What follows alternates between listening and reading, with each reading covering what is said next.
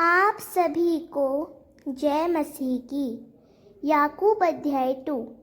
याकूब की पत्री परमेश्वर की ओर से एक अत्यंत व्यावहारिक संदेश है जो मसीही जीवन की सच्ची परख करता है। याकूब अध्याय 2 विशेष रूप से दो गहरे विषयों पर ध्यान केंद्रित करता है। पहला, पश्चाताप न करना। दूसरा, विश्वास और कर्म का जीवंत संबंध। याकूब सिखाता है कि यदि हम प्रभु यीशु मसीह में विश्वास रखते हैं तो हमें किसी के बाहरी रूप, पद या धन के आधार पर भेदभाव नहीं करना चाहिए। परमेश्वर की दृष्टि में हर व्यक्ति समान है। इसके बाद वह बताता है कि केवल विश्वास की बातें करना पर्याप्त नहीं। यदि हमारे जीवन में प्रेम, सेवा, दया और आज्ञाकारिता के कार्य नहीं है तो वह विश्वास मृत है। वह अब्राहम और राहाब के उदाहरण देकर समझाता है कि सच्चा विश्वास कर्मों से प्रकट होता है। इस अध्याय का उद्देश्य हमें एक गहरी आत्मिक जीवन की ओर ले जाना है जहां हमारा विश्वास केवल शब्दों में नहीं बल्कि जीवन के हर कार्य में झलके। वचन 1। मेरे भाइयों, हमारे महिमामय प्रभु यीशु मसीह पर विश्वास करने वाले के लिए यह उचित नहीं कि वह पश्चाताप दिखाए। अर्थ, याकूब मसीही विश्वासियों को कहता है कि जब तुम यीशु मसीह में विश्वास करते हो तो किसी के प्रति अमीरी रूप, जाति या स्थिति के आधार पर पश्चाताप न दिखाओ। मसीह ने सबके लिए प्राण दिए, इसीलिए हर व्यक्ति समान है। यदि हम पश्चाताप करते हैं तो हम यीशु की शिक्षाओं के विपरीत चलते हैं। वचन 2। यदि तुम्हारी सभा में एक व्यक्ति सोने की अंगूठी और अच्छे वस्त्र पहने आए और दूसरा कोई गरीब गंदे वस्त्रों में आए। अर्थ, याकूब एक उदाहरण देता है। मानो तुम्हारी सभा में, कलीसिया में दो लोग आते हैं, एक अमीर दिखने वाला और दूसरा गरीब व गंदे कपड़े पहनने वाला। यह दृश्य दिखाता है कि मसीही समाज में ऐसे मौके आते हैं जहां हमारा व्यवहार असली चरित्र प्रकट करता है। वचन 3। और तुम अमीर को विशेष ध्यान देकर कहो, यहाँ आगे की अच्छी जगह बैठो, और गरीब से कहो, तू वहाँ खड़ा रहे या मेरे पाँव के पास बैठ जा। अर्थ, यदि हम अमीर को सम्मान की जगह दें और गरीब को नीची जगह दिखाएं तो यह मनुष्य की बाहरी स्थिति देखकर निर्णय करना हुआ। ऐसा करना परमेश्वर की दृष्टि में गलत है क्योंकि वह हृदय को देखता है, बाहरी रूप को नहीं। वचन 4। तो क्या तुमने अपने आप में भेदभाव नहीं किया और क्या तुम दुष्ट विचारों वाले न्यायाधीश नहीं बने। अर्थ, जब हम किसी के रूप या अमीरी देखकर व्यवहार बदलते हैं तो हम परमेश्वर के न्यायी स्वभाव को छोड़कर दुष्ट विचारों से न्याय करने वाले बन जाते हैं। परमेश्वर निष्पक्ष है और वह चाहता है कि उसके लोग भी निष्पक्ष हो। वचन 5। मेरे प्रिय भाइयों, सुनो, क्या परमेश्वर ने इस संसार के दीन लोगों को विश्वास में धनी और उस राज्य का वारिस होने के लिए नहीं चुना जिसका वादा उसने उनसे किया है जो उससे प्रेम रखते हैं। अर्थ, परमेश्वर अक्सर उन्हीं लोगों को चुनता है जो दुनिया की दृष्टि में तुच्छ या गरीब होते हैं लेकिन विश्वास में धनी होते हैं। जैसे यीशु ने कहा, धन्य हैं वे जो आत्मा में निर्धन है, क्योंकि स्वर्ग का राज्य उनका है। वचन 6। परंतु तुमने गरीबों का अपमान किया है। क्या अमीर लोग ही तुम्हें उत्पीड़न नहीं करते?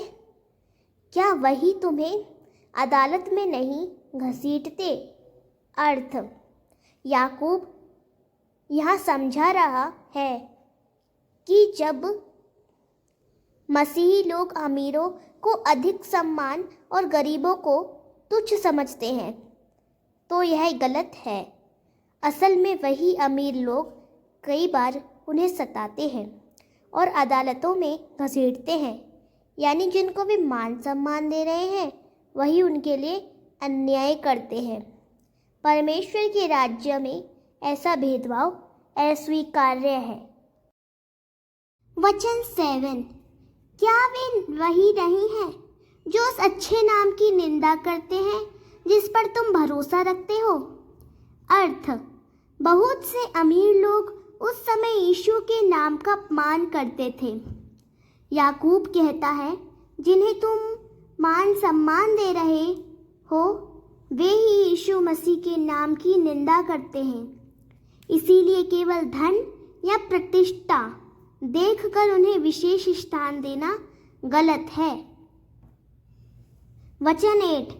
यदि तुम पवित्र शास्त्र के अनुसार अपने पड़ोसी से अपने समान प्रेम रखो, इस आज्ञा को पूरी करते हो तो अच्छा करते हो। अर्थ: यह परमेश्वर की सबसे बड़ी आज्ञाओं में से एक है। मत्ती 22:39।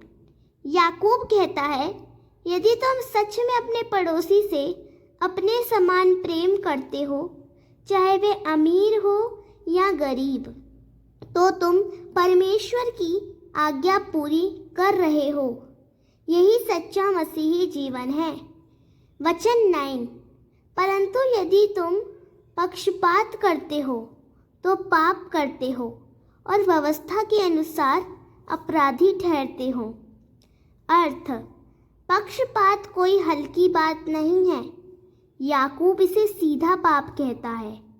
जब हम किसी के साथ भेदभाव करते हैं तो हम परमेश्वर की व्यवस्था का उल्लंघन करते हैं और उसके सामने अपराधी ठहरते हैं। वचन 10। क्योंकि जो पूरी व्यवस्था को मानता है पर एक ही आज्ञा को तोड़ता है, वह सब आज्ञा का दोषी ठहरता है।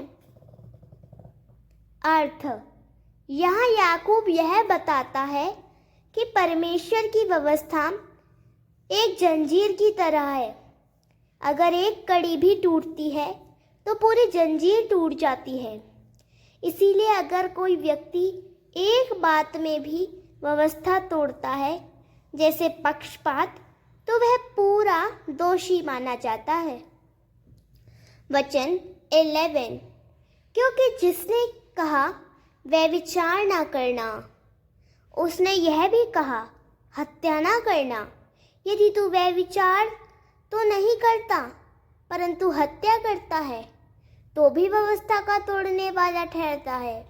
अर्थ: याकूब उदाहरण देता है, अगर कोई एक पाप से बचता है पर दूसरा पाप करता है तो भी वह व्यवस्था को तोड़ता है।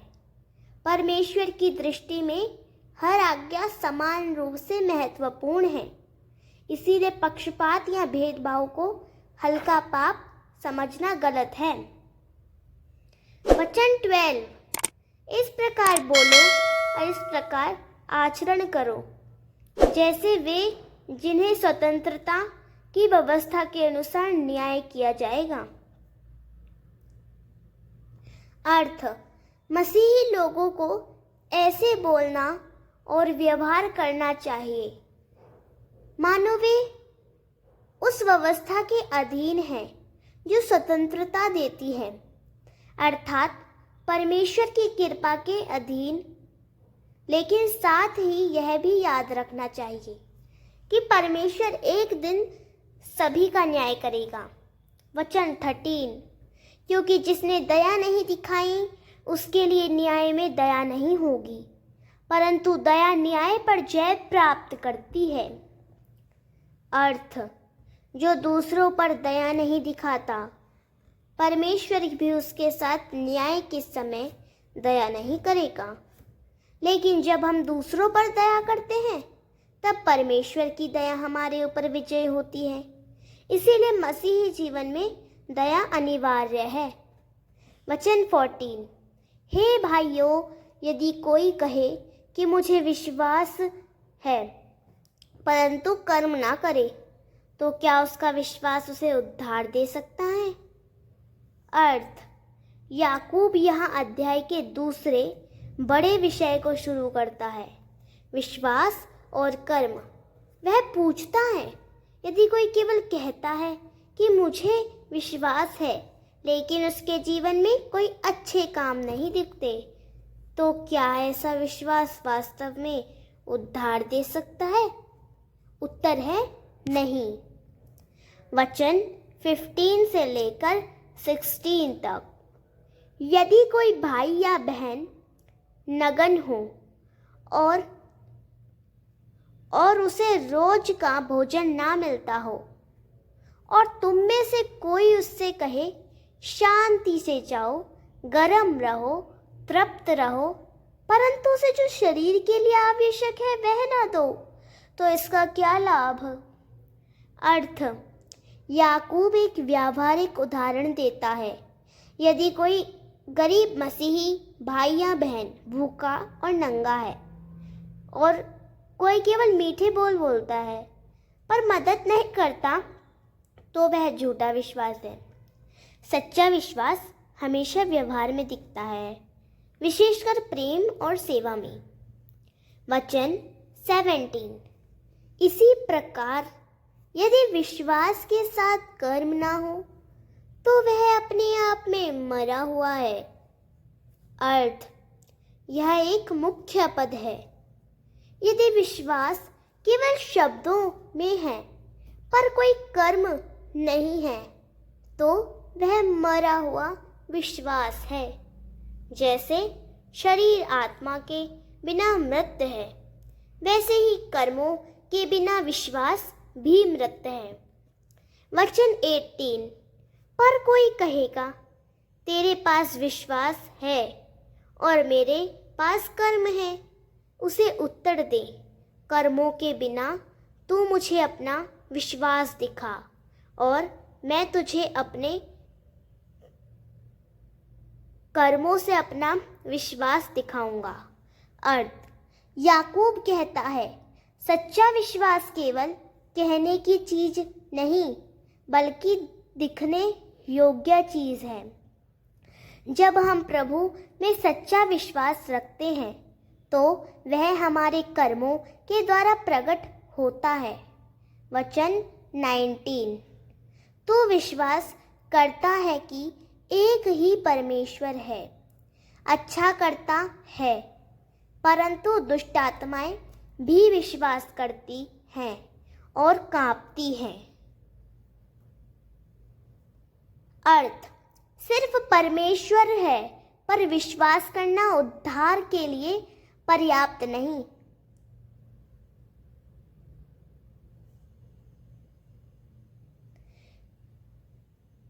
शैतान और उसकी आत्माएं भी परमेश्वर के अस्तित्व को मानती हैं और उससे डरती हैं, पर वे आज्ञा नहीं मानते। इसीलिए केवल बौद्धिक विश्वास नहीं बल्कि आज्ञाकारिता और जीवन परिवर्तन वाला विश्वास आवश्यक है।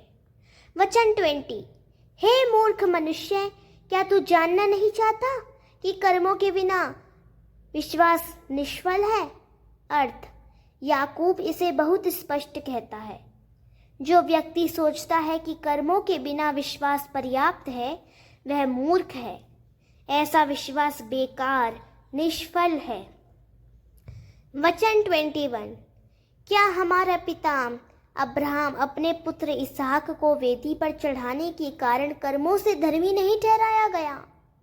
अर्थ, अब्राहम का उदाहरण दिया गया है उसने केवल विश्वास नहीं किया बल्कि अपने पुत्र को बलिदान करने की आज्ञा मानकर अपने विश्वास को कर्मों द्वारा साबित किया। इसी कारण वह धर्मी ठहराया गया। वचन 22।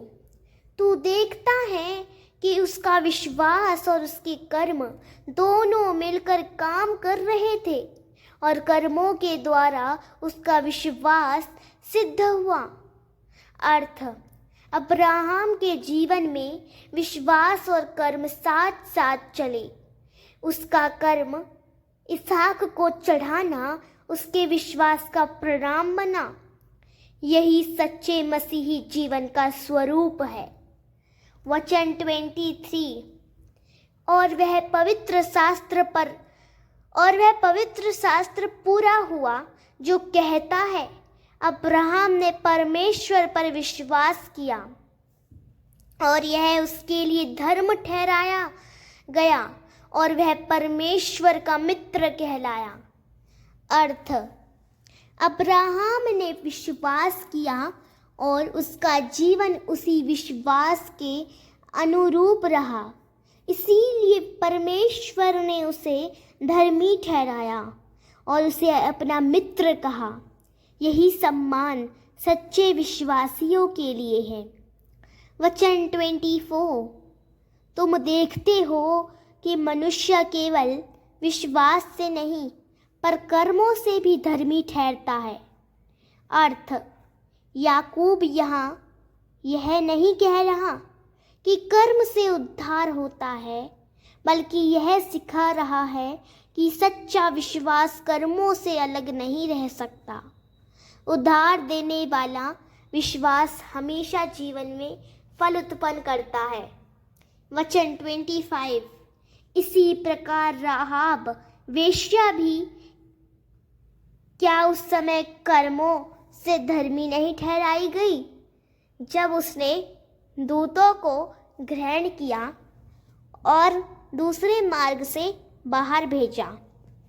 अर्थ, राहाब यहोशू की पुस्तक ने इसी इजरायली जासूसों को छिपाया और उनकी मदद की। उसका विश्वास केवल शब्दों में नहीं बल्कि साहसी कर्मों में दिखाई दिया, इसीलिए उसे भी धर्मी ठहराया गया। वचन 26। क्योंकि जैसे शरीर आत्मा के बिना मरा हुआ है, वैसे ही कर्मों के बिना विश्वास भी मरा हुआ है। अर्थ, जैसे शरीर में आत्मा ना हो तो वह निर्जीव हो जाता है, वैसे ही यदि किसी के विश्वास में कर्म नहीं है तो वह विश्वास मृत है। सच्चा मसीही विश्वास जीवित होता है, जो सेवा, प्रेम, दया और आज्ञाकारिता में दिखाई देता है। याकूब अध्याय 2 हमें 2 बहुत गहरी आत्मिक सच्चाइयाँ सिखाता है। पहली, पक्षपात का पाप। मसीही जीवन में किसी व्यक्ति को उसकी अमीरी, रूप, जाति या सामाजिक स्थिति के अनुसार ऊंचा नीचा देखना गलत है। परमेश्वर सबको समान दृष्टि से देखता है और हमसे भी यही अपेक्षा रखता है कि हम सभी से बिना भेदभाव के प्रेम करें। यदि हम पक्षपात करते हैं तो हम व्यवस्था को तोड़ते हैं और परमेश्वर के सामने दोषी ठहरते हैं। दूसरी, विश्वास और कर्म। केवल यह कहना कि मुझे विश्वास है पर्याप्त नहीं। सच्चा विश्वास हमेशा अच्छे कर्मों के रूप में प्रकट होता है, जैसे गरीबों की मदद करना, दया दिखाना, आज्ञाकारिता में चलना। अब्राहम और राहाब के उदाहरण बताते हैं कि सच्चा विश्वास कर्मों से जीवित होता है। इस अध्याय का अंतिम संदेश यह है, कर्मों के बिना विश्वास मरा हुआ है। याकूब 2 का 26। इसीलिए हमें अपने विश्वास को जीवित बनाना है, प्रेम, सेवा और आज्ञाकारिता से भरा हुआ। यही वह जीवन है जो प्रभु को प्रसन्न करता है और स्वर्गीय राज्य के वारिसों के योग्य ठहरता है। प्रभु आप सभी को आशीष करे। आप सभी को जय मसीह की।